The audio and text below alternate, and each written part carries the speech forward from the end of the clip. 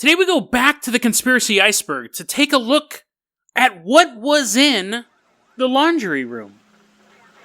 And then we travel to Berkshire, Massachusetts for an interactive adventure. Can you survive the Hoosac Tunnel? Today on Dead Rabbit Radio.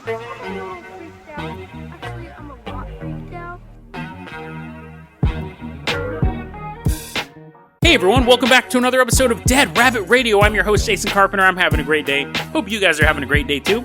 This episode's a little different. This episode, I'm wearing a hat. You can't see it, but I have it on my head. First off, let's give a shout out to our newest Patreon supporter, Bjorn S. Bjorn, thank you so much for supporting the show. Delayed clap there, but thank you so much for supporting the show. Really, really helps out a lot. Now, if you can't support the Patreon, that's fine too. Just help get the word out about the show. That really, really helps out a lot. We also have a merch store.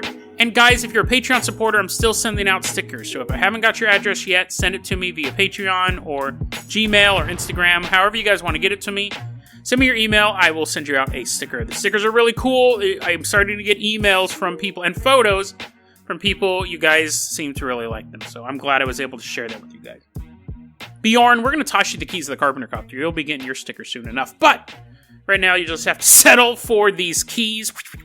Catch them in your hand. Ding. Bjorn, we are headed out to Bremerton, Washington. We're flying over the wooded area, normally called forest. Holding on to my hat. Got to keep this hat on. It's a straw fedora. I think it's a fedora. I don't know. We're flying, holding on to my hat. We're flying to Bremerton, Washington. Now, this is actually from the Conspiracy Theory Iceberg. Now, this is what the Conspiracy Theory Iceberg, 90% of it is stuff like this. When people see the Conspiracy Theory Iceberg, they normally think of stuff like golf rumors or eggless travel. Most of the stories are just very, very unknown phenomenon. We're landing in Bremerton, Washington, and it's a good thing I wore this hat because it's actually the year 1948. We're walking through the streets of Bremerton, Washington. It's 1948. And we walk up to a house, and we're looking through, like, the window, like a bunch of creeps, like a bunch of perverts. And inside the basement washroom, we see Virginia Staples. Now, Virginia lives in this old apartment building. Super old. And actually, it's where the apartment building is. There's a bunch of other apartment buildings, like, close to it. It's almost like just nothing but buildings. Nothing but buildings. Like a city. Normally described as a city. But she's in there. She's in the washroom. She's doing her laundry. Now, it's 1948, so we're not talking, what noise is that? You just hire people to stand in the corner going, It's supposed to be a dryer or a washer. It doesn't matter. They don't exist at this time period. When she's doing her washing, she actually has a tub of water and like a washboard. That's her scrubbing something on the washboard. And a clothesline up in the washroom. It's basically where you go to do your wash. So, she's washing stuff in the basement. Now, in the basement, there are these, like, holes, like, where it's starting to crumble. This is not the Hilton, right? This isn't even a Motel 6. This is just an old-timey 1948 apartment complex with big, giant holes in the basement. The last place you want holes, the structural integrity is all jacked up. Now, we're staring through this window, and we're watching Virginia. She's rubbing stuff together. She's doing laundry, right? And she gets the feeling that someone's watching her. Other than us, who actually are watching her. She's washing her clothes and she feels something staring at her. She's rubbing the clothes. She can't knock the feeling that something's staring at her. And she slowly turns around. And in the whole of the building, where there's a bunch of bricks knocked out and stuff like that, she sees a giant monster, dude. Like, it's not making any noise, though. It's just standing there looking at her. And she's freaking out. And then the monster starts walking towards her. And she screams and she runs upstairs. And she packs all of her stuff and she moves. Now, she has no idea what she saw. She described it as 5 feet tall, which was how tall she was. It was bright orange in color. Had thin legs like a spider and had antennae on its head. She's like, what? She runs away. It wouldn't matter if it was dark blue in color and had normal sized arms. It's still a monster, right? But anyways. That's how she described it, and she couldn't sleep. She couldn't figure out what it was that night. Oh, I can't sleep. My clothes are still dirty. Oh, I need to finish doing clothes, but I'm so afraid. Now, she eventually kind of realizes that, she's not down in the basement anymore. So she doesn't have to be super scared. She thinks about what she saw, and she goes, it was huge. It looked like a marine creature. It looked like a sea creature. Now, where Bremerton, Washington, where these buildings were, the landlord said, yeah, those tunnels, they go out far. You actually get sea access. I guess I should have said that earlier, right? Landlord's like, sorry, I'm showing up later in the narrative, but those tunnels that, the bricks are falling apart in the building, someone should take care of that. Not me, I'm just the landlord. But those tunnels, they go out to the sea. She really should have said that detail earlier. He walks away. So, she's thinking, it looked like a sea creature. I found out retroactively that these tunnels go to the sea. So she goes to the aquarium to see if she sees anything that is relatable. She's like, if I go there and I see 5-foot-tall monsters floating around, then either I've gone to the wrong aquarium, I'm in an alternate universe, or maybe there really are 5-foot sea monsters floating around and I was dumb for being panicked. She goes and she's looking at all this stuff in the aquarium and she's like, not you, not you, not you. And then she sees it. But it was tiny. It was a little shrimp floating by. A little shrimpy man. That's the sound of a shrimp.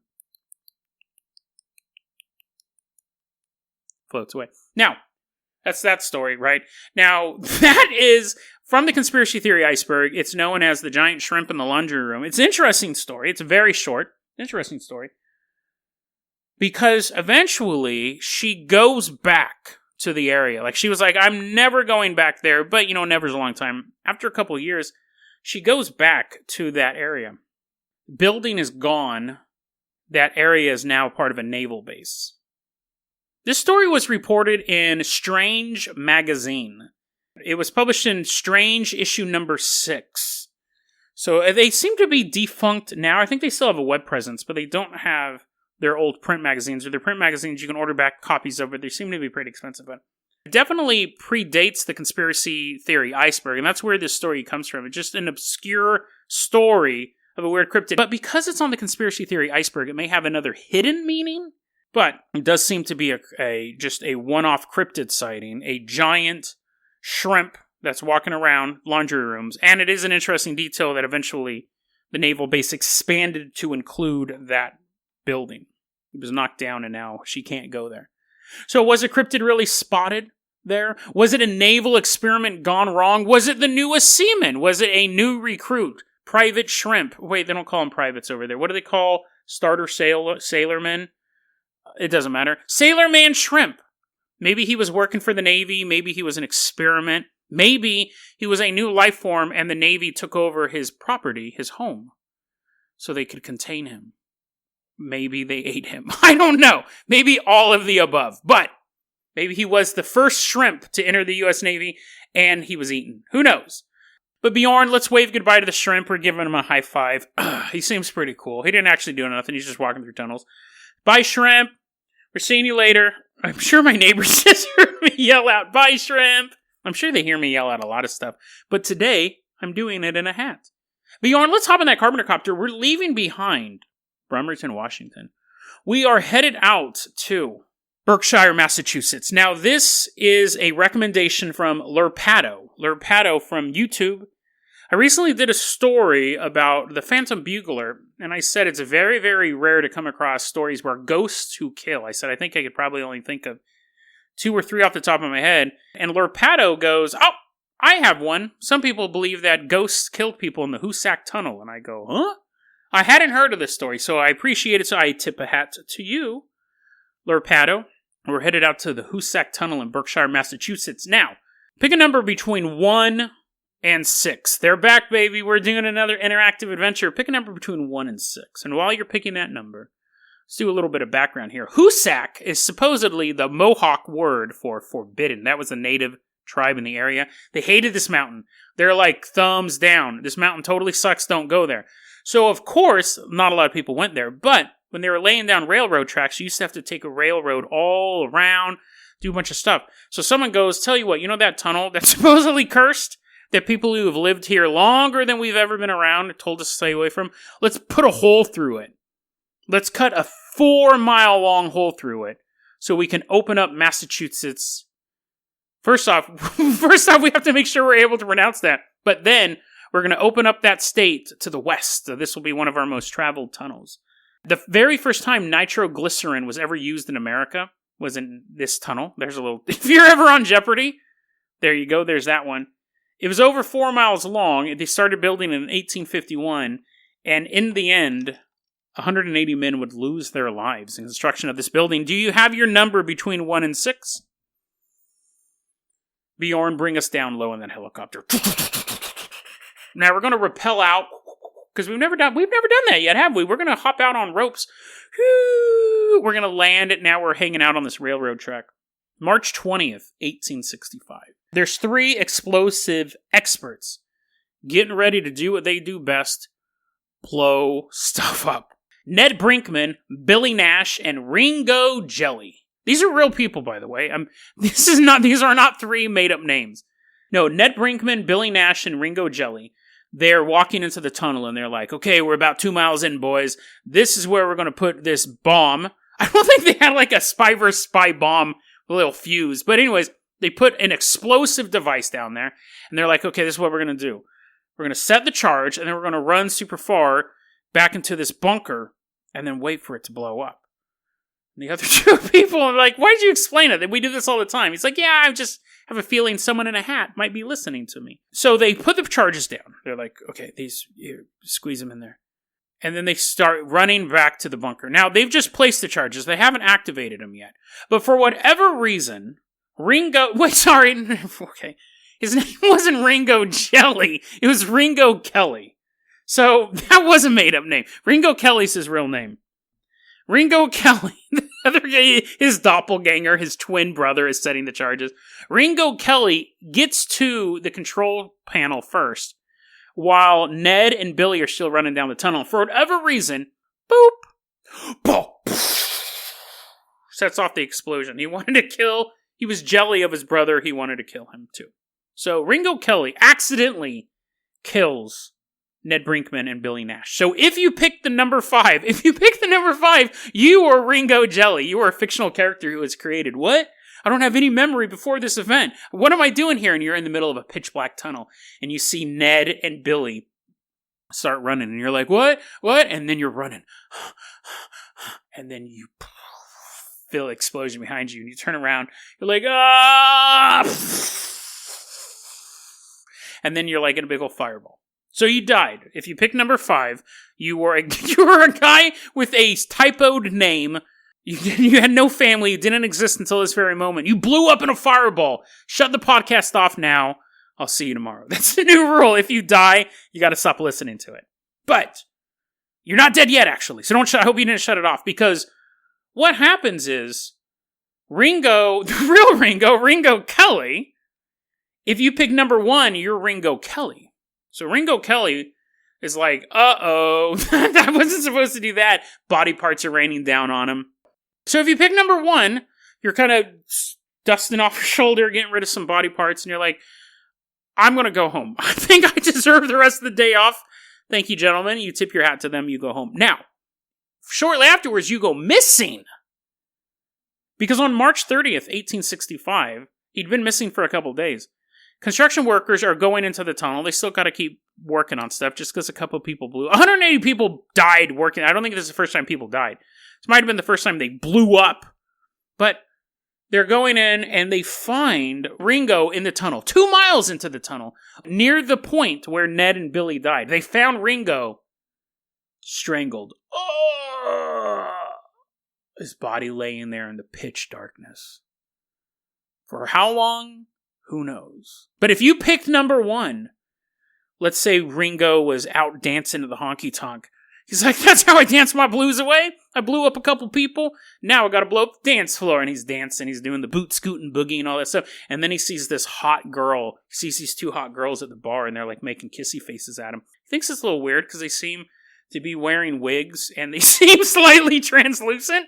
But their clothes seem normal, right? He's like, man, just the way I love my women.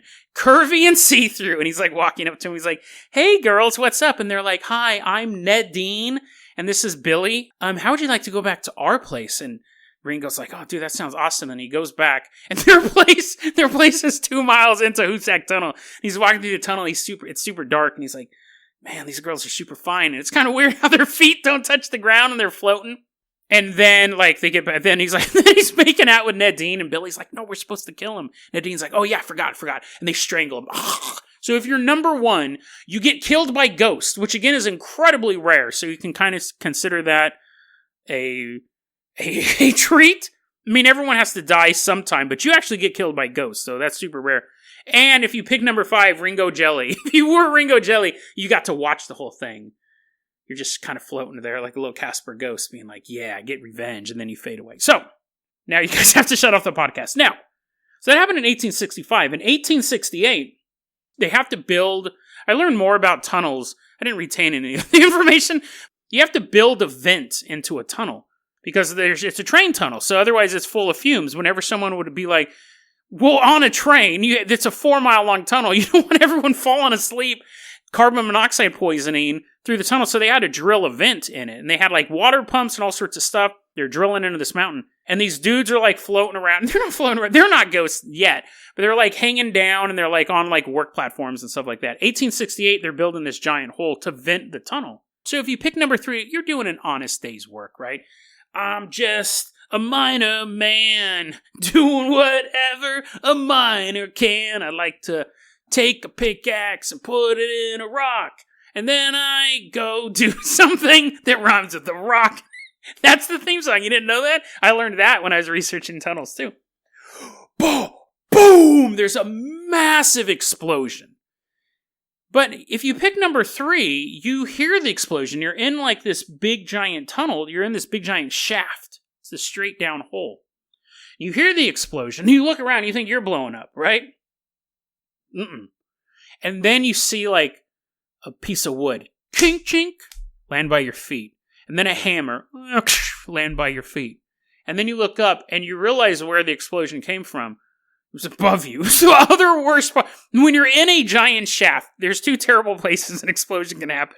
The bottom of the shaft or above you. So there was like a big gas, there was a pumping station, there was all this stuff up above, and there was a gas leak, and it annihilated this platform above these workers. So you just had tons of stuff falling down, just squishing dudes, right? You're like, you're dodging. You're able to dodge a couple things. Trust me, you're going to wish you got squished if you pick number 3. The pumping station breaks, and giant boulders are falling on you too. So you're like, and you're able to dodge everything. You're straight up Neo down here. But what happens is, because the pumping station was pumping out the water, that kept filling the hole. Well, now the hole's slowly filling up with water, and it's sealed at the top with all this debris. The people on the top are like, this wasn't supposed to happen until Sunday. This happened before, ahead of schedule. So they start sending rescue crews down there, and they put a dude in a bucket. Tell me if this isn't a garbage job. This isn't a number. I should have made this a number. If you pick number 7, you're in the bucket. They put a guy in a bucket, and they're like, okay, we're going to lower you down just to see what's going on down there. And they lower him down, He's down there for a while, and then they're like, okay, let's bring him back up and see what he has to say. He's all unconscious. He's all, And they bring him up, and they're like slapping him on the face. What happened? He's like, dude, he goes, you dropped me down there. I was down there for like 45 seconds. I passed out. There is no hope getting these dudes out. They had water rising, and they had bricks laying over them, like a bunch of debris over them. So if you pick number 3, I hope you're not claustrophobic, because you survived the downpour, and water's pumping in. This one's grim. I probably should have included this one as a number. What they found afterwards was that people did whatever they could to survive. So you and a couple of the other survivors, water's rising, the ceiling's collapsed on you, you're running out of oxygen, but your hope is, stay alive long enough, you'll get rescued. So you build a raft out of all this debris that's rained down. You're like lifting it off of your friends who are dead. And you're strapping it together. You're using their shoelaces to make rafts. You're going through their pockets. You're like, oh, dude, I love beef jerky. You're eating all their stuff. The guy's like, I'm not dead yet. I'm one of the guys on the raft. You're like, You push him off, take his shoelaces. You make the raft. You get on the raft. The raft is floating up. The water's getting up. The roof's getting closer. It's pitch black in there. It's super hot. That guy's still complaining about you taking his shoelaces. And then you reach the top and you're floating in the darkness on this raft. Over the next year, bodies would float to the whole thing ended up filling full of water. Bodies would end up floating to the surface. 13 people died in this accident. Bodies would float to the surface. And then in the end, they did end up, because they had to finish the vent, they did end up moving those bricks away. And that's when they found some people had built a raft to stay above the water, but they just died of oxygen deprivation. So if you pick number 3, you did not have a good afternoon. But you did become a ghost, because what was interesting was in this vent area, people would see ghosts walking around being like, oh, this sucks, dude. I totally wish I wasn't a ghost. And if I was a ghost, I wish I had died in a casino or someplace cool. This sucks. Once the 13th body was uncovered, once all the bodies were pulled out of the vent, the ghost sightings went away. They found peace. So if you pick number 3, at least you found peace. It's October 16th, 1874. If you pick number 2, you are a man named Frank Webster. Hunter, today, my hunting has taken me towards Hoosac Tunnel. Now, at this point, everyone in the area kind of knows the ghost stories. It's not a place you want to go. Trains are going through it. It's not a huge issue. But I mean, just because trains go through it at 60 miles an hour, 1, doesn't mean that you should hang out there. You probably shouldn't. 2, it also doesn't mean that it's not super spooky. Because trains could be going by and there could be like ghosts like trying to catch up, ghost hobos, gobos.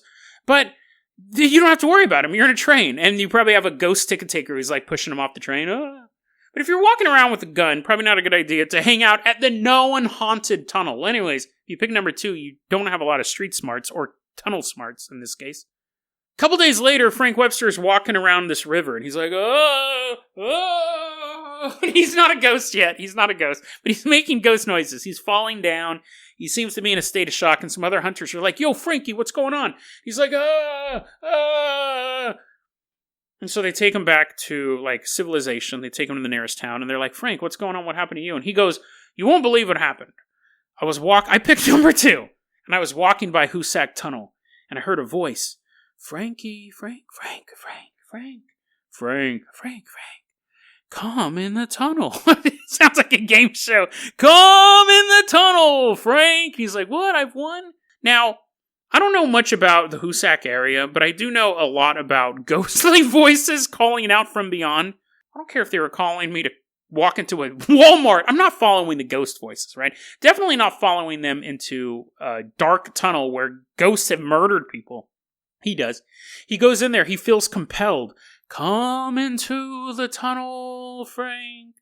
And he walks in. He's in the pitch dark of the tunnel. And then, like, his gun floats away from him. I imagine the gun is, like, on a fishing line from, like, a Don Knotts horror movie. He's like, what? What's going on? And the rifle's floating around him in the darkness. He's trying to grab onto it.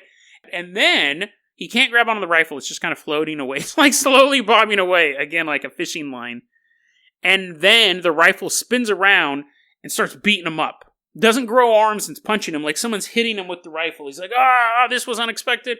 And he gets totally beat up by the rifle. And then, next thing he knows, he's walking by the river. So, the cops realized 2 things. 1, the dude was beat up. And 2, his rifle was missing. So if you pick number 2, that's all that happened to you. That's all. You should feel lucky. All you did was get tricked into going into a dark tunnel and got beat up by a rifle from special effects from an old 50s movie. So that's pretty good, right? You got out good on that one. Unless your fear is being beaten up by rifles, then. I'm sorry. Now, let's jump to the fall of 1875. There's a guy named Harlan Mulvaney. He's a fire tender. So that's a dude who, like, brings wood in and like, sets it on fire or something like that. He brings fuel, maybe? I don't know. I could have looked it up. I neglected to. Now I'm looking at my notes. He's a fire tender. You guys know what that is. I shouldn't have to explain it to you. What? I mean, come on, guys. You know what that is. I'm disappointed that you would even ask. I'm wearing a hat this episode, by the way. Harlan Mulvaney, fire tender. If you pick number 4, you're this dude. So you're riding your cart in, and he has a load of wood on his cart, and there's a bunch of horses and stuff, and he's like walking into the tunnel and all that stuff, and he's like, I'm about to do my highly detailed and very important job. Without me, the rail system wouldn't even exist. And anyway, so everyone is outside of the tunnel. They're still like breaking rocks and doing stuff. And all of a sudden, that's not an old lady laughing. That's a bunch of horses. That sounds even more like an old lady laughing. Anyways, bunch of horses neighing. Brump, brump, brump, brump. Now the cart is running out of the tunnel full speed. He didn't even go that far in. He didn't hit the 2-mile mark. the people working the construction outside of the tunnel all of a sudden see these horses, the crypt keeper's there as well now, see these horses run out of the tunnel, and Harlan's holding on the reins. He's super scared, dude. They can tell that, first off, he's probably super scared because of those spooky noises that he just heard that definitely weren't horse noises. That's probably the first thing that scared him. Second thing that scared him was he's leaving a tunnel at high speed. The third thing, the construction workers were like, that weird. He looks scared about 3 things. The 2 I mentioned, and the fact that he's seen something in that tunnel. The horses run off into the woods. Cart attached. The whole cart goes off into the woods, and people start chasing the cart. And then a few days later, because they lose track, or they get bored, they either lose track, or they're like, oh, he'll come back. He's having a bad day, or he got possessed by ghosts, either or, he'll come back. A couple days later, they find the cart deep in the woods. He is never seen again. So if you pick number 4, we're going to have to do a little more detail here. If you pick number 4, you walk into the... Dude, this is actually trippy. I just thought of this. What if you're in the cart and you're walking into the tunnel, and then all of a sudden you... are like, oh, it's super dark in here and I'm kind of spooked. I'm going to jump off of the cart. So now you're walking around in the darkness and you're like, what? This is super weird. I've never been in a tunnel before. I didn't expect these places to get so black. And so if you pick number 4, you're walking around in the dark and you see a ghostly figure in front of you and you're like, what? Must be one of them ghosts I heard so much about in this tunnel.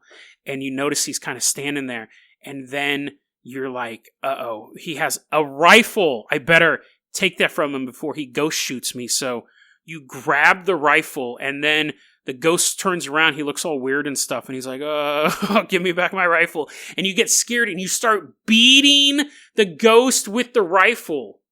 Right? You see where I'm going with this? And the way you're holding it looks like fishing line for some weird reason, too. You're like making it float. And then you beat him up, and then you take the rifle because you're super scared, and you get on your fire tender cart and you run out. Like, the implication was you were the dude who took the gun from number 2. Because even though that took place a year earlier, maybe, even though the story's all about ghosts, maybe there's some sort of time dimension thing, right? So, if you pick number 4, you actually beat up number 2, and then you took the rifle, and then you just kind of evaporated, right? Your story's over. Like, you just kind of disappear. I wonder if they found the horses. That would be weirder, too. They just found the cart. No horses, no guy. So if you pick number 4, you beat up number 2. Now, all of this, there's another ghost story about this guy that I didn't even give it a number. I'm acting like I didn't do it on purpose, but I forgot to give it a number. There was this guy named Joseph. If you picked any number, if you didn't pick a number, this is you. There's a guy named Joseph Impoko. He believed in the ghosts. He believed in all that stuff. And one day he was breaking ice off the tracks. And he hears a voice going, "Run, Joe, run!" He's like, "What?" And he looks up and there's a train coming right at him. And he jumps out of the way. Oh my God, the ghost saved my life. Which when I read that, I thought, you didn't hear the train? Like, you heard the ghost, but you didn't hear the train in the tunnel? But whatever. That's the story, right? But then that's not all. Because 6 weeks later, he's working on the tracks. This time he has to break, one of the freight cars is frozen to the tracks, which makes me realize he didn't do his job the first time. First time he was trying to break ice off the tracks. Obviously now, if there was enough ice that a rail car freezes to the track, you didn't do your job, dude. But anyways, he's now breaking ice off the tracks, and he hears a voice in his head warning him. First off, how strong is this man that they hire him to pry a rail car loose with a crowbar? The freight car's frozen on the tracks. They give him a crowbar to then help get the rail car free. So who is this Joseph Impoko? But somehow they got him to do this job. Now, he's about to get electrocuted. So a voice is warning him of this, and in the nick of time, he doesn't get electrocuted. But I'm giving away the ending here because what the ghost says to him seems like he's wasting precious seconds. Let's say that you see a dude about to get electrocuted. What would you say? I want you to say it. I want you to say it out loud so your neighbors hear it. If you see someone about to get electrocuted, you see a good friend, not someone you don't like. It's not Cobra Commander about to get electrocuted. But you see someone who you like about to get electrocuted by using a crowbar on a train track. You're going to go, "Drop it! Look out!" Look out's a little vague, right? Because then they're like, "Oh, is there a baseball coming? Is someone hitting a golf ball?" Drop it works. Drop it! Electricity! So I guess now you're just naming off elements. Magnetism! But you would warn them in the quickest... They're fighting something that's literally going the speed of light, right? Electricity is lightning fast. The ghost voice goes, Joe, drop it, Joe. And he immediately lets go of the crowbar, and the crowbar flies away because the electrical arc went... That ghost... I guess it was efficient, right? If you heard the voice in your head, it doesn't need to go, Jason. Especially my name's 2 syllables, which would be even worse, because it'd be like, Jason. And by that time, I'm electrocuted. And then the voice would be like, sorry, I should have just yelled out, electricity! But they didn't do that. So, I didn't want to assign that one a number again. I actually forgot to assign that one a number. So, but we do have number 6 here. Number 6 brings us to the present day.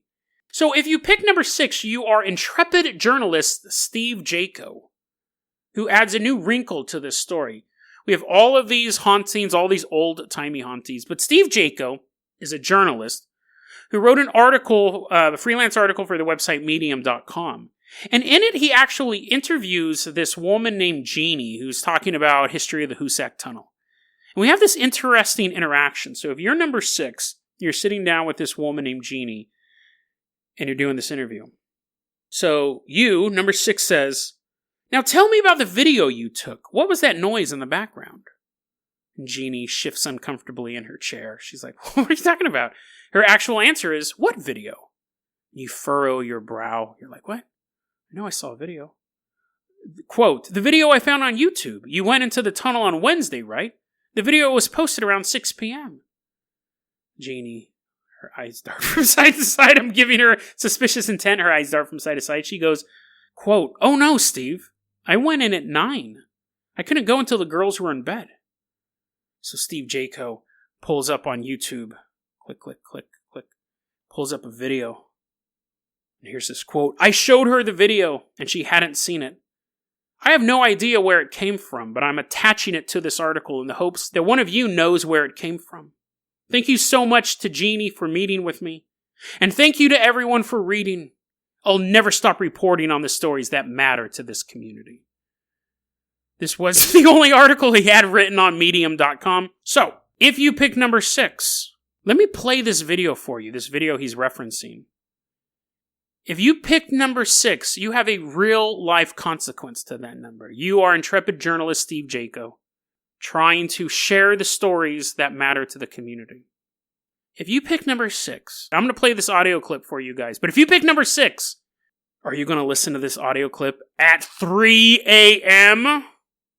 Now, technically, if you want, you could say 3 a.m. Eastern Standard Time and listen to it in the middle of the afternoon. That's up to you. But if you pick number 6, you should find the spookiest time to listen to this.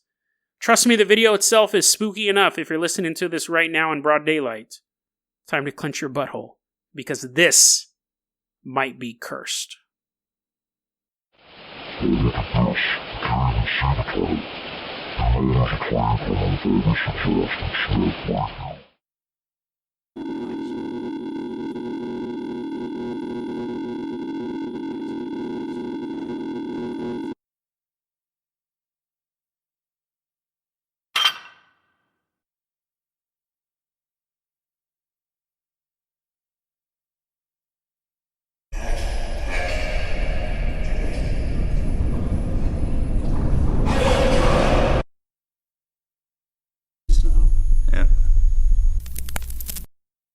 It's interesting. It is a clip on YouTube.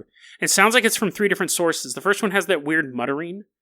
And then there's like a bizarre tone. And then it sounds like it's supposed to be in a tunnel and you're hearing ghostly voices. The link will obviously be in the show notes if you want to watch the video. But that's a disturbing little sound clip. And Steve Jaco has not written an article since. Well, at least not from medium.com, not that I could tell. So it's possible that if you pick number 6, you did listen to that late at night. Maybe you took it into Hoosac Tunnel yourself. Sat down with a pair of headphones. Turned on this podcast, fast-forwarded to that very moment. And in the darkness of Hoosac Tunnel, illuminated only by the blue light of your phone, the specters of all that passed away creep up behind you, ready to add a new member to the body count of the bloody pit. Did I Did I mention earlier in the episode the nickname of the place was Bloody Pit? Well, if I didn't, I just did. And now, you're in the Bloody Pit. That I should have mentioned earlier. You're there. You're one of these ghosts.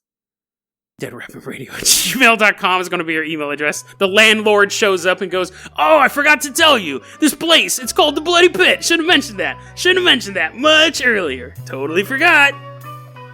DeadRabbitRadio@gmail.com is going to be your email address. You can also hit us up at Facebook.com/DeadRabbitRadio. Twitter is @DeadRabbitRadio. Dead Rabbit Radio is the daily paranormal conspiracy and true crime podcast. You don't have to listen to it every day, but I'm glad you listened to it today. Have a great one, guys.